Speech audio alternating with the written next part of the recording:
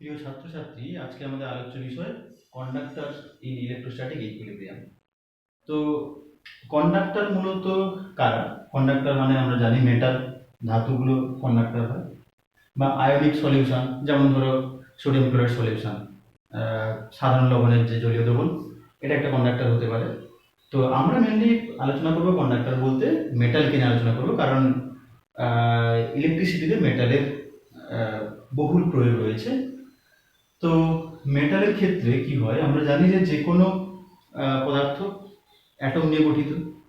তো মেটাল বলতে যেমন আয়রন, কপার বা অ্যালুমিনিয়াম, সিলভার, যে সমস্ত মেটালগুলো রয়েছে এরাও কিন্তু মানে অ্যাটম নিয়ে গঠিত। তো এদের এই অ্যাটমগুলো এমন হয় যে এদের অ্যাটমগুলোর যে আউটার মোস্ট যে ইলেকট্রনগুলো থাকে সেগুলোর প্রতি নিউক্লিয়াসের অ্যাট্রাকশন ফোর্সটা যথেষ্ট কম থাকে, মানে এরা উইকলি বাউন্ড থাকে।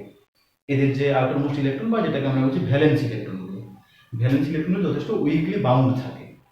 তো যখন এই অ্যাটমগুলো যখন যুক্ত হয়ে একটা সলিড গঠন করছে, মানে একটা অ্যাটমিক ক্রিস্টাল গঠন করছে, তখন কি হচ্ছে না, তখন এই যে আউটার মোস্ট ইলেকট্রনগুলো যারা উইকলি বাউন্ড ছিল তারা পুরোপুরি ডিটাচড হয়ে যায় নিউক্লিয়াস থেকে। ডিটাচড হয়ে তারা কি হচ্ছে না, পুরো অ্যাটম থেকে পুরো ফ্রি হয়ে যাচ্ছে, কিন্তু পুরো সলিড থেকে ফ্রি হচ্ছে না। সলিডের মধ্যে তারা কিন্তু একটা ইলেকট্রনগুলো বিভিন্ন দিকে মুভ করছে, মানে একটা সলিডের মধ্যে আমরা ভাবতে পারি একটা ইলেকট্রন গ্যাসের মতো থাকছে, প্রচুর সংখ্যক সেখানে ইলেকট্রন যারা নিউক্লিয়াসের যে অ্যাট্রাকশন থেকে কিন্তু ফ্রি, কিন্তু পুরো সলিডের মধ্যে তারা রয়েছে। তো তার মানে যে মেটালের মধ্যে আমরা যেটা দেখলাম যে এরকম এইভাবে প্রচুর পরিমাণে ফ্রি ইলেকট্রন রয়েছে, এটা একটা বাড়তি সুবিধা। এই ফ্রি ইলেকট্রন বা ফ্রি কেরিয়ার থাকার জন্য কিন্তু মেটালগুলো মধ্যে মানে তড়িৎ প্রবাহ যেতে পারে, সেটা আমরা নিচু ক্লাসেও পড়েছি যে ফ্রি ইলেকট্রনই মূলত দেয়, এরাই হচ্ছে চার্জ কেরিয়ার, এক জায়গা থেকে আরেক জায়গায় যাওয়ার ফলে আমরা একটা কারেন্ট পাচ্ছি। যাই হোক, আমাদের মূল কথা হচ্ছে যে ইলেকট্রোস্ট্যাটিক ইকুইলিব্রিয়াম, এটা নিয়ে আমরা আলোচনা করব। তো মেটালের ক্ষেত্রে যে চার্জগুলো রয়েছে, মূলত ফ্রি ইলেকট্রনগুলো রয়েছে, থাকলেও আমরা ভাববো না যে তার মেটালগুলো বোধহয় ঋণাত্মক তড়িৎগ্রস্ত, যে ফ্রি ইলেকট্রন রয়েছে মনে হতে পারে না, এটা ভাবলে হবে না। কারণ ইলেকট্রনগুলো যখন অ্যাটম থেকে বিচ্ছিন্ন হয়ে গেছে তখন নিউক্লিয়াস রয়েছে পজিটিভ, মানে অ্যাটমটা তখন পজিটিভ আয়নে রূপান্তরিত হয়েছে। তাহলে পজিটিভ আয়ন যেমন রয়েছে, সাথে সাথে ইলেকট্রন রয়েছে, যতগুলো ফ্রি ইলেকট্রন রয়েছে ততগুলোই পজিটিভ আয়ন রয়েছে। মানে যদি আমরা বলি, মানে যতগুলো না বলে বলা হয় যে যত অ্যামাউন্টের যে total negative charge equals total positive charge, তার মানে as a whole in general যে একটা মেটাল হচ্ছে কিন্তু নিউট্রাল, চার্জের দিক থেকে নিউট্রাল। এবার যদি আমি বলি যে কোনোভাবে কোনো একটা মেটালে আমরা কিছু সংখ্যক চার্জ দিলাম, সাপোজ কিছু সংখ্যক যদি আমরা নেগেটিভ চার্জ দিই, কিছু সংখ্যক নেগেটিভ চার্জ দেওয়া মানে ব্যাপারটা এমন ঘটছে যে মেটালের মধ্যে বাড়তি কিছু ইলেকট্রন দেওয়া হলো।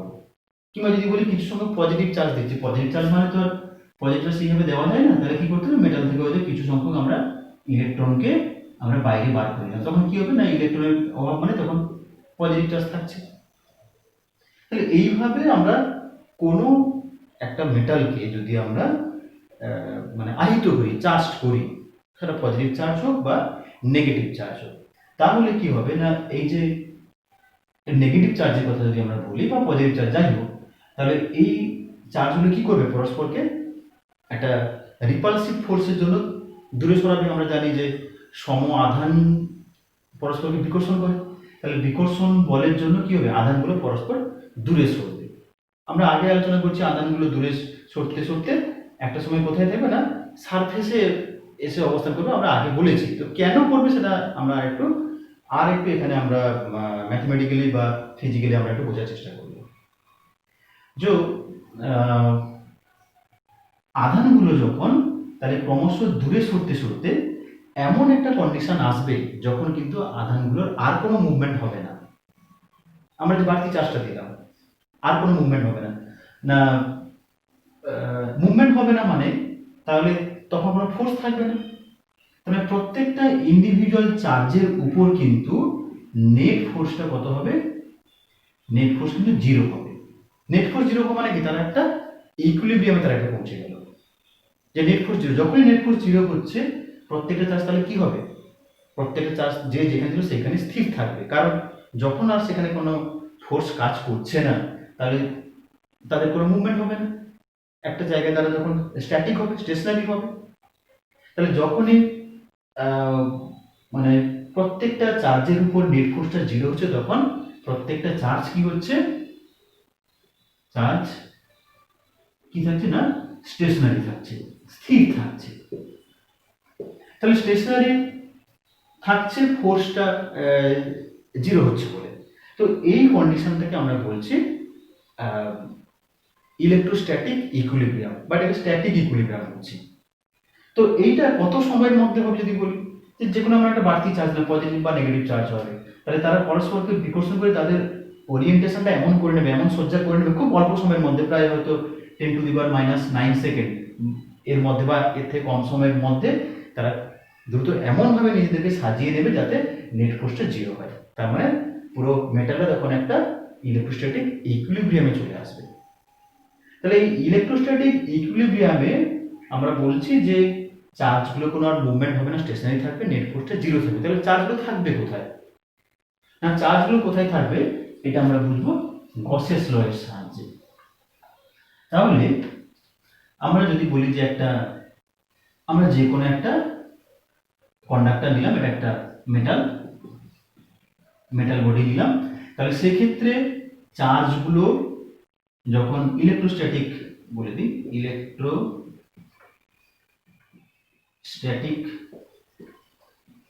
ইকুইলিব্রিয়ামে আমরা ইলেকট্রোস্ট্যাটিক ইকুইলিব্রিয়ামে যে মূল শর্তটা হচ্ছে যে চার্জ থাকবে কিন্তু সমস্ত চার্জ স্টেশনারি থাকবে, মানে নেট ফোর্সটা জিরো থাকবে। তাহলে নেট ফোর্স যদি জিরো হয় তাহলে একটা কথা আমরা বলবো যে এই কন্ডাক্টর বা এই মেটালের মধ্যে ইলেকট্রিক ফিল্ডও কিন্তু জিরো হবে। Force equals to F equals to q into e. তাহলে প্রত্যেকটা চার্জের উপর force zero, net force zero, q not equals to zero, তার মানে ইটা জিরো হবে। তাহলে মেটালের মধ্যে ইলেকট্রিক ফিল্ডটা জিরো হবে, এটা আমরা বুঝলাম। তাহলে ইলেকট্রিক ফিল্ড যদি জিরো না হয় তাহলে কি হবে না, ইলেকট্রিক ফিল্ড যদি জিরো না হয় তখন কিন্তু প্রত্যেকটা চার্জের উপর একটা ফোর্স কাজ করবে, যে ফোর্স জন্য কি হবে, তখন কিন্তু চার্জগুলো আর স্টেশনারি থাকতে পারবে না, তখন তারা একটা ত্বরণ পাবে, তাদের মধ্যে একটা মুভমেন্ট সৃষ্টি হবে। তাহলে সেটা কি হচ্ছে না, ইলেকট্রোস্ট্যাটিক ইকুইলিব্রিয়ামটা ভায়োলেট হচ্ছে। তাহলে ইলেকট্রোস্ট্যাটিক ইকুইলিব্রিয়ামকে মেনটেন করার জন্য আমার কথা হচ্ছে চার্জগুলো স্টেশনারি থাকবে, তার মানে দেয়ার ইজ নো কারেন্ট, কোনো কারেন্ট থাকবে না। তাহলে কারেন্ট না থাকা মানে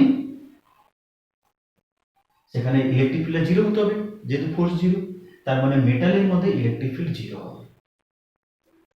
তাহলে মেটালের মধ্যে যদি ইলেকট্রিক ফিল্ড জিরো হয় তাহলে এটা আমাদের একটা শর্তটা পেলাম যে ইলেকট্রোস্ট্যাটিক ইকুইলিব্রিয়ামের কন্ডিশনটাই হচ্ছে মেটালের মধ্যে ইলেকট্রিক ফিল্ড জিরো।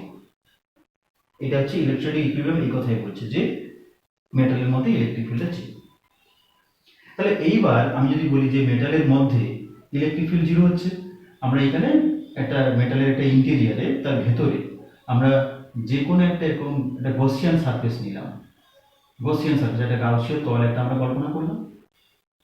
তাহলে এই গাউসীয় তলের কোনো একটা বিন্দুতে আমরা বললাম যে এটা হচ্ছে তার এরিয়া ভেক্টর, ঠিক আছে। তাহলে এখানে ফ্লাক্স যদি বলি, এটা গসিয়ান একটা স্ফিয়ার নিতে হবে, ফ্লাক্স ই ডট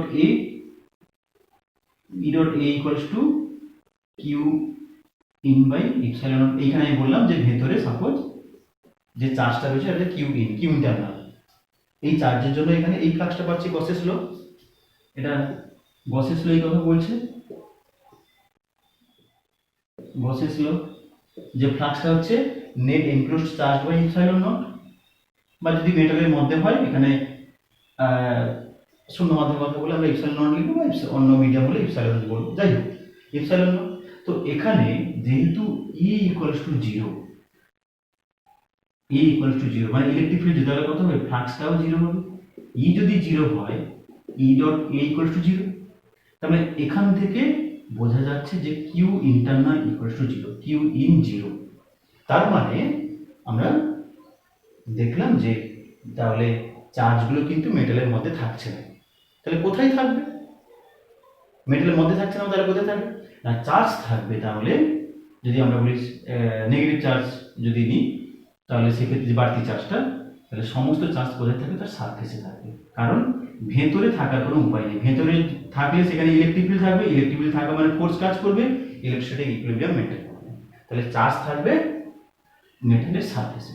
এটা একটা গুরুত্বপূর্ণ পয়েন্ট, যে কেন আমরা জানলাম যে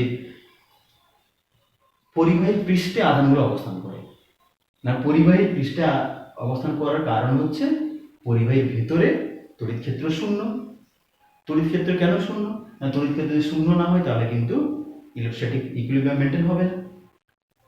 ঠিক আছে, এবার আমরা বলি যে জানলাম যে পরিবাহীর পৃষ্ঠে তাহলে আধানগুলো অবস্থান করে।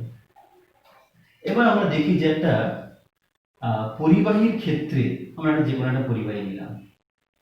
সাপোজ পরিবাহীর পৃষ্ঠে কিছু প্লাস চার্জগুলো রয়েছে, পজিটিভ চার্জগুলো রয়েছে,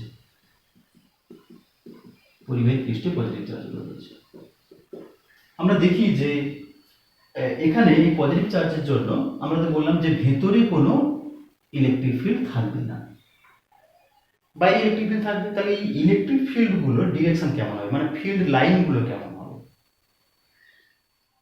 না, এখানে আমরা একটা কথা বলি। সাপোজ যদি আমরা বললাম যে যে কোনো একটা আরবিটারি ডিরেকশন একটা নিলাম ইলেকট্রিক ফিল্ডের, তাহলে এই ইলেকট্রিক ফিল্ডের দুটো কম্পোনেন্ট, একটা হচ্ছে এই সারফেসের ট্যানজেন্ট বরাবর ওই পয়েন্টে, আর একটা হচ্ছে তার নর্মাল বরাবর।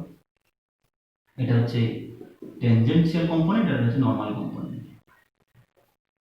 তো ট্যানজেন্ট বরাবর যদি ইলেকট্রিক ফিল্ড থাকে তাহলে কি হবে না, তখন আবার সেই প্রত্যেকটা চার্জগুলো আবার চার্জের উপর একটা ফোর্স কাজ করবে।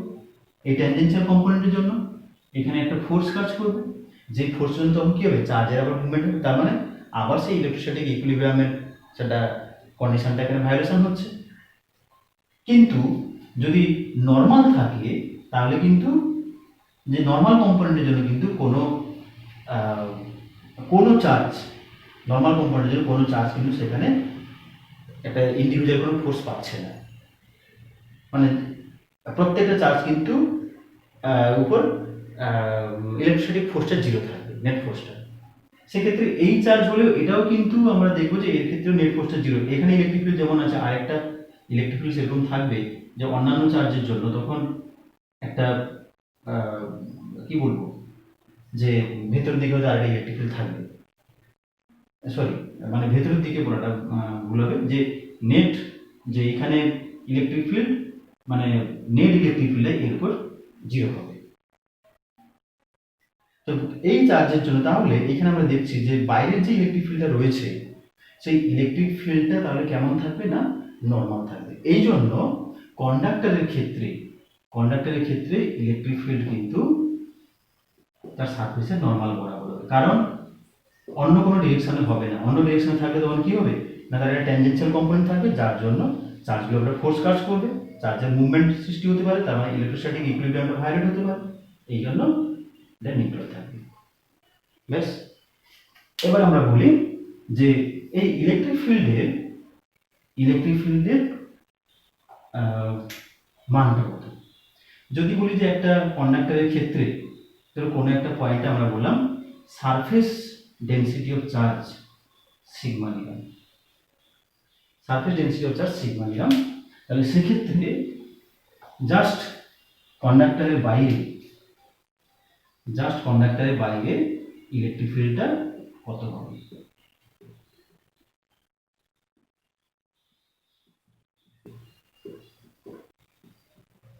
ইলেকট্রিক ফিল্ডটা কত হবে? তো সাপোজ এখানে আমরা একটা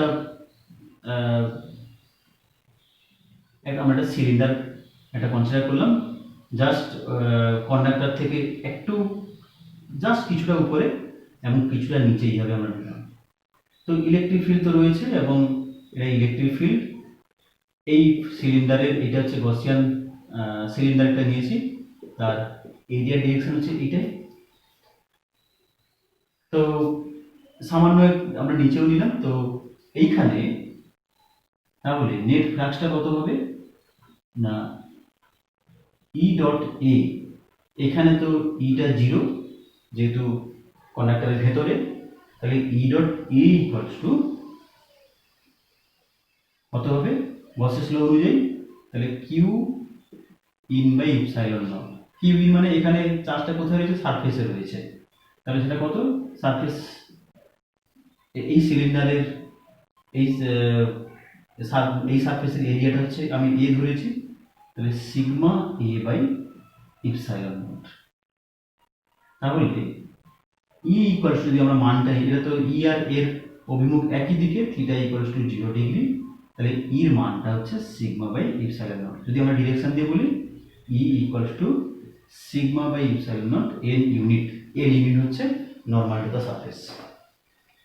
তো এইখানে আমরা একটা কথা বলি যে এই সিগমার মানটা যে এই কন্ডাক্টর বা এই মেটাল যে সর্বত্র সমান থাকবে তার কোনো মানে নেই।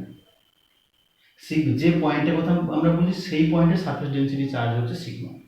যদি আমরা দেখি যে এইখানে সাপোজ এইখানে কন্ডাক্টরের এখানে বক্রতা এখানে বেশি মেটালে, তাহলে এখানে কিন্তু সিগমার মানটা অনেক বেশি হবে।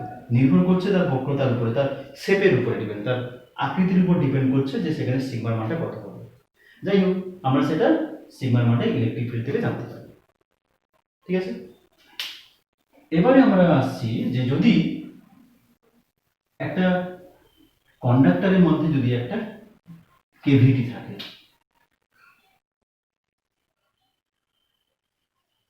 একটা কেভিটি রয়েছে, একটা হোল রয়েছে, সাপোজ একটা মেটালের মধ্যে হোল রয়েছে, এখানে এই এটা কিন্তু চার্জ কন্ডাক্টর, চার্জ যার, তাহলে চার্জগুলো কোথায় থাকবে, তার সারফেসে থাকবে। তাহলে আমরা দেখব যে এই কেভিটির মধ্যে কত হবে, কেভিটির মধ্যে কোনো ইলেকট্রিক ফিল্ড বা এটা কত হবে সেটা আমরা দেখব।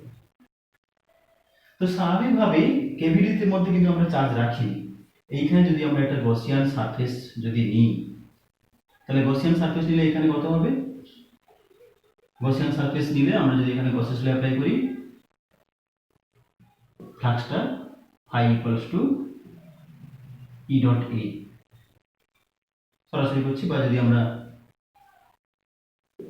Surface integral E dot dS equals to কত হবে, Q in by 0, Q internal by 0, sorry epsilon naught. তো এখানে যেহেতু কোনো চার্জ নেই এবং স্বাভাবিকভাবে এখানে তো আমরা জানি যে কন্ডাক্টরের ভেতরে ইলেকট্রিক ফিল্ডটা কত, কন্ডাক্টরের ভেতরে ইলেকট্রিক ফিল্ডটা 0। তাহলে কন্ডাক্টরের ভেতরে ইলেকট্রিক ফিল্ড 0 মানে ভেতরে কোনো চার্জ নেই।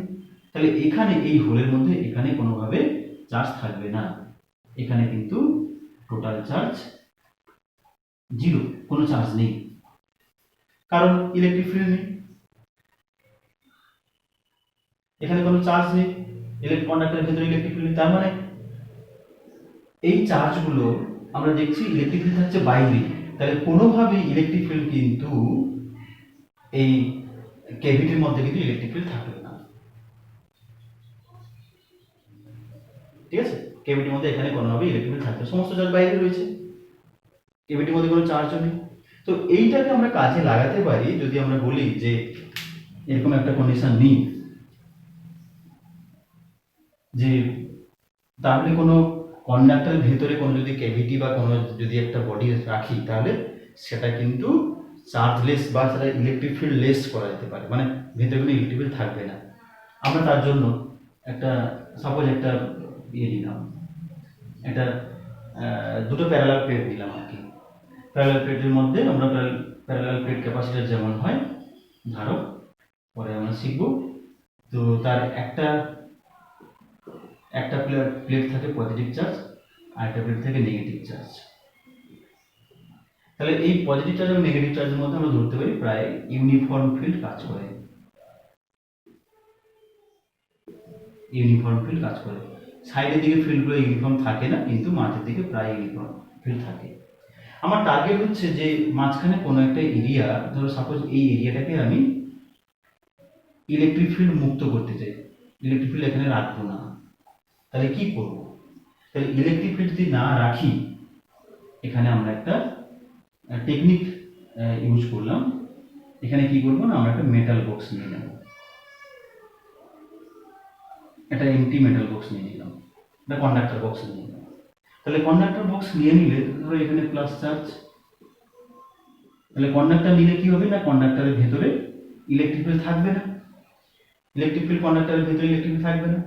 তাহলে কি হবে না, এখানে এমন চার্জ ইন্ডাকশন হবে, ধরো এখানে প্লাস চার্জ রয়েছে, এখানে মাইনাস চার্জ, নিকটবর্তী প্রান্তে ইন্ডাকশনের জন্য এখানে হবে এর জন্য প্লাস চার্জ। তাহলে তখন কি হবে না, প্লাস প্লাস থেকে মাইনাস এইভাবে হবে, প্লাস থেকে মাইনাস, ধরো এখানে মাইনাস, এখানে কিছু প্লাস, মাইনাস প্লাস। তো এখানে যেমন হবে ফিল্ড লাইনগুলো খেয়াল রাখতে হবে, এটা কিন্তু সারফেসের সাথে কিন্তু পারপেন্ডিকুলার হবে, নর্মাল হবে, ঠিক আছে। যদি আরো দূরের দিকে হয় সেক্ষেত্রে কেমন হবে, এই এফেক্টের জন্য এই, তখন ফিল্ড লাইনগুলো এইভাবে হবে। তো এখানে আমরা দেখছি যে ফিল্ড লাইনগুলো তাহলে কি নর্মাল হচ্ছে, এটাও মেনটেন হচ্ছে, আর এখানে ইলেকট্রিক ফিল্ড জিরো হচ্ছে। তার মানে ইলেকট্রিক ফিল্ড জিরো করার জন্য আমরা একটা জাস্ট মেটাল বক্স রাখলেই হবে, কারণ মেটালের মধ্যে ইলেকট্রিক ফিল্ড জিরো হবে। এইটা একটা প্র্যাকটিক্যাল অ্যাপ্লিকেশন হচ্ছে যখন খুব থান্ডারিং হয়, বাজ টাজ পড়ে, আমরা যে কোনো মেটাল গাড়ি বা একটা ট্রেনের মধ্যে থাকি তখন কিন্তু অনেক সেফ, অন্তত ইলেকট্রিফাইড হওয়ার কোনো সম্ভাবনা নেই। কেন না, যাবতীয় যা ঘটনা ঘটুক, বাইরে ইলেকট্রিক ফিল্ড যতই বেশি হোক না কেন, ভেতরে কিন্তু ইলেকট্রিক ফিল্ড জিরো হবে মেটালের ভেতরে। সেখানে হয়তো এই থান্ডারিং এর জন্য ইলেকট্রিফাইড আমরা হয়তো বার্ন হয়ে যেতে পারি, পুড়ে যেতে পারি, প্রচন্ড হয়তো তাপ উৎপন্ন পুড়ে যেতে পারি, কিন্তু আমরা ইলেকট্রিফাইড হব না, এটা প্লাস পয়েন্ট, যে কোনোভাবেই মানে তড়িদাহিত হওয়ার কোনো সম্ভাবনা নেই, কারণ মেটালের মধ্যে ইলেকট্রিক ফিল্ড জিরো, এটা আমরা বলতে পারি। এবারে আমাদের কন্ডিশন হচ্ছে, যদি যে একটা মেটাল বা কন্ডাক্টরের মধ্যে যদি একটা কেভিটি থাকে, একটা হোল থাকে, এবং সেই হোলের মধ্যে মনে করে একটা পয়েন্ট চার্জ রয়েছে, পয়েন্ট চার্জ কিউ রয়েছে। তো আমি এক্ষেত্রে আমার যে মেটালটা নিয়েছি এটা কিন্তু এবারে নিলাম নিউট্রাল, নিয়েছি, মানে আর কোনো চার্জ নেই, বাইরে থেকে এখানে আমরা চার্জ দিয়ে আহিত করে নিই।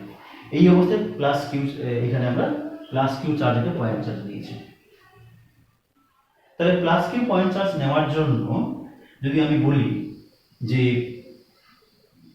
এই ক্যাভিটির চারপাশে আমি যদি একটা গসিয়ান সারফেস, একটা গসিয়ান স্ফিয়ার আমরা এটা কনসিডার করলাম, তাহলে গসিয়ান স্ফিয়ার কনসিডার করলে এখানে কত হবে, suppose Gauss's law, surface integral E dot dS equals to Q by epsilon naught, total যে চার্জটা এনক্লোজ রয়েছে এই সারফেস দ্বারা সেটা বাই ইপসাইলন নট।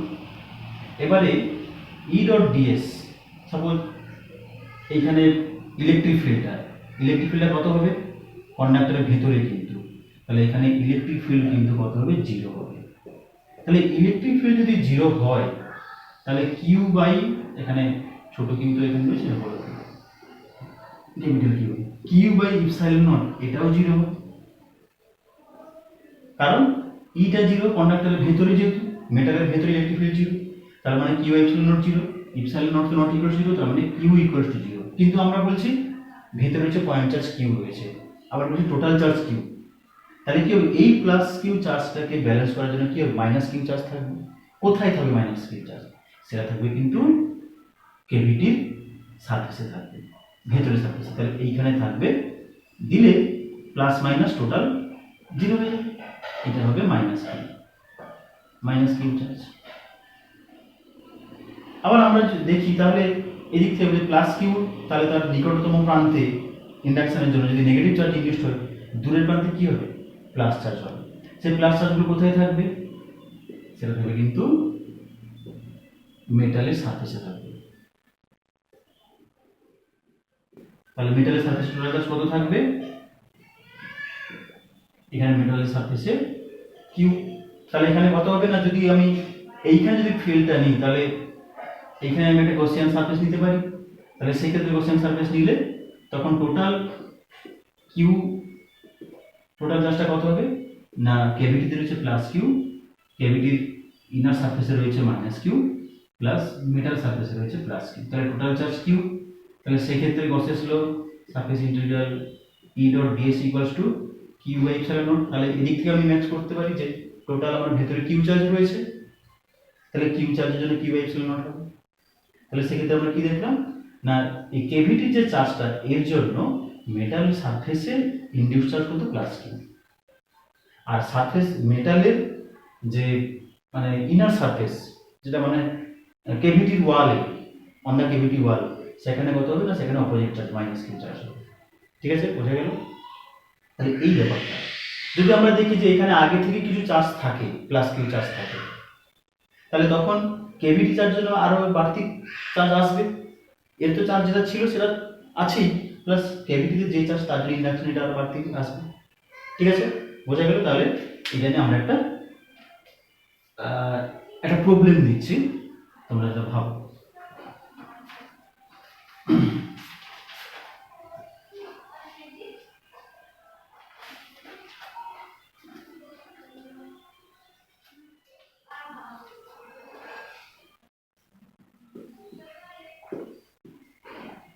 এই প্রবলেম আমরা বুঝতে পারলাম যে বুঝতে পারবো যে কতটুকু আমরা বুঝলাম ব্যাপারটা।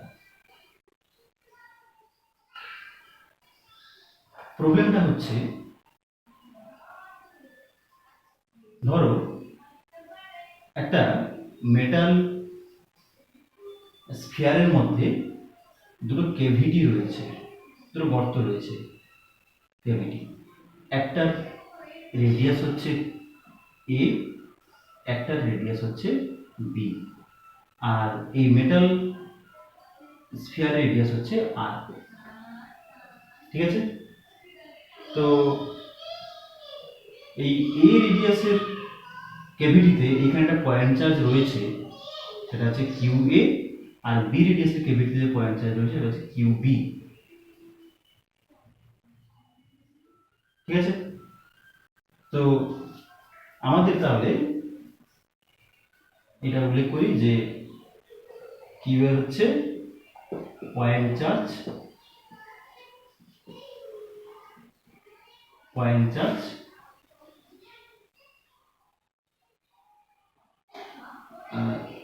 inside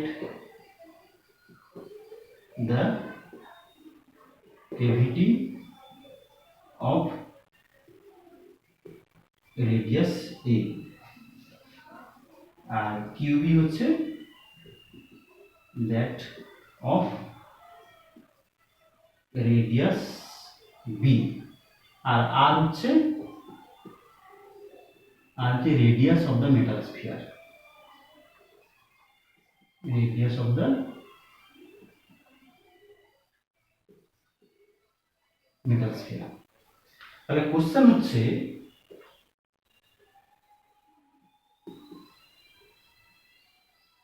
হচ্ছে প্রথমত যে find out the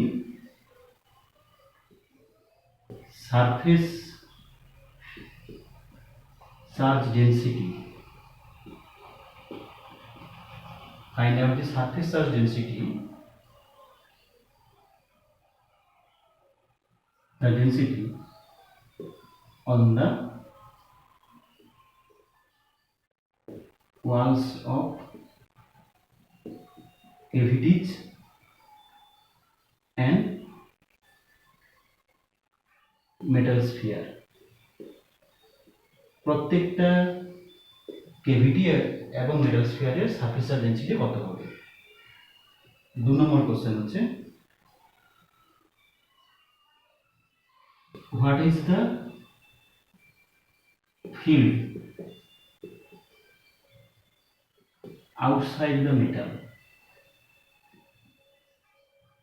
what is the field outside the metal।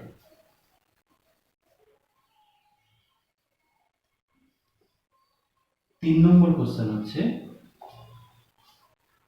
What is the field within each cavity?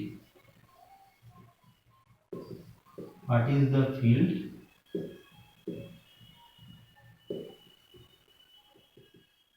Within each cavity? 4 number question হচ্ছে what is the force on q A and কিউবি?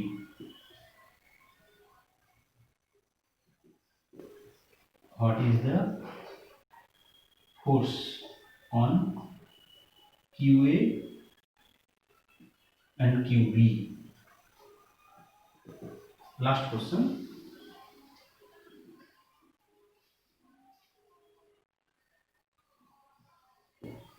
Which of these answers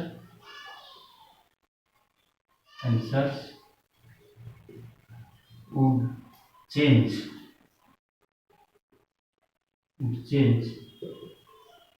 if a third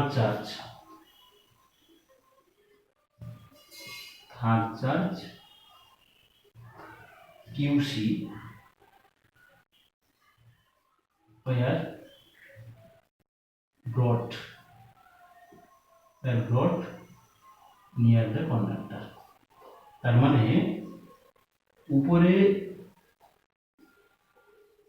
যে চারটা আমরা answer পেলাম তার মধ্যে কোন উত্তরটা change হবে যদি আমি কন্ডাক্টর বা মেটালের কাছাকাছি তৃতীয় একটি চার্জ কিউসি আনি?